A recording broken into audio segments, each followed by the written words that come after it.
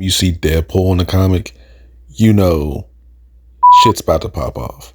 This is part 4 of the Miles and Deadpool crossover, but I will have the other videos posted soon covering the other issues involved in this crossover. But let's get started. We pick up an Agent Gal, who is the person who's in charge of hiring supervillains to hunt down Miles, who is now the herald of a much higher power. Anansi is actually kind of impressed. As Gal was telling Miles that this is basically his fault entirely, she lost everything, but now she has true power, he tells Shift to move. He ends up letting out a huge explosion. Miles doesn't even know if he could even absorb all that energy or if his suit would survive that. Deadpool's ready to go and attack off rip, but his daughter's telling him, look, we're still sharing healing factors, so you gotta be careful. But Deadpool doesn't listen to anybody. So Miles ends up saving him instantly. Just like the trickster he is. Anansi's like, my hands are tied here. Good luck, Miles. Miles, Shift, Ellie, and Deadpool begin to face off against the other 4 villains, including Agent Gal. The Deadpools and Spider-Man fighting our opponents back to back with a time to be alive. Agreed. Agent Gal is just letting her power loose on the entire battlefield. Even though Deadpool still has his moves, she instantly snaps his neck. Little does she know that Miles had absorbed all that energy.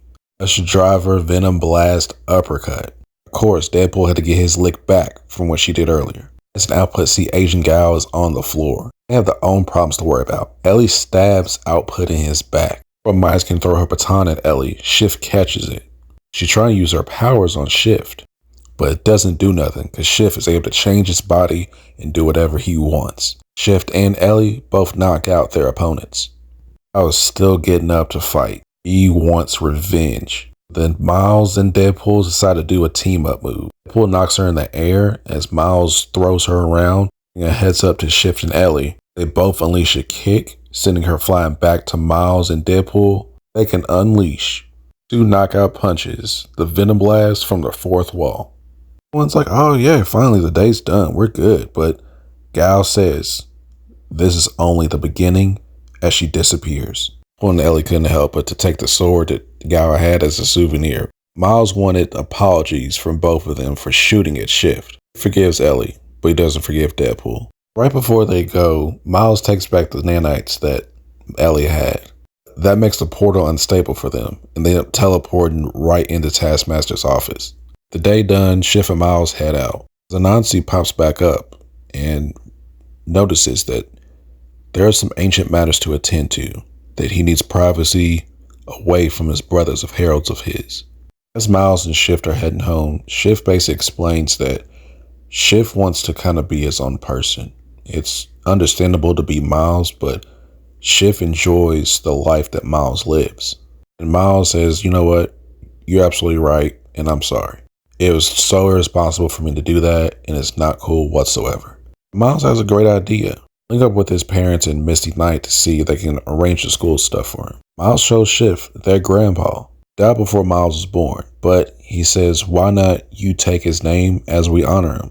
So now we officially have Jaime Morales as Shift and Miles Morales as Spider-Man, far away from where they are.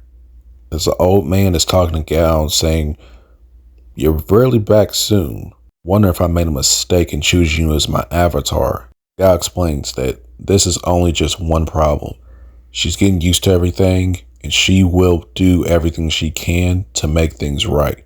She is the avatar of the god of war himself, Ares. No matter how many times you put him down, he will always come back to life. He ends up arriving on the scene. Investigation leads him to seeing a powerful piece of an artifact. The Anansi is investigating this as well. He acknowledges they are brothers in godhood essentially, but he's had his time dealing with tricksters before. Thor kind of makes a connection instantly. Also, that piece that Thor holds was something that was made from asbestos with the malice of Ares. Anansi tells him, I'm not seeking any conflict, I'm just investigating. Before Thor leaves, he tells him, you may control stories, but mine is the chorus of thunder. Once he realizes there's a new story that needs to be made, and he needs someone to ride along with him, and that person happens to be Hercules. Issue 32 is all about the gods. See you then.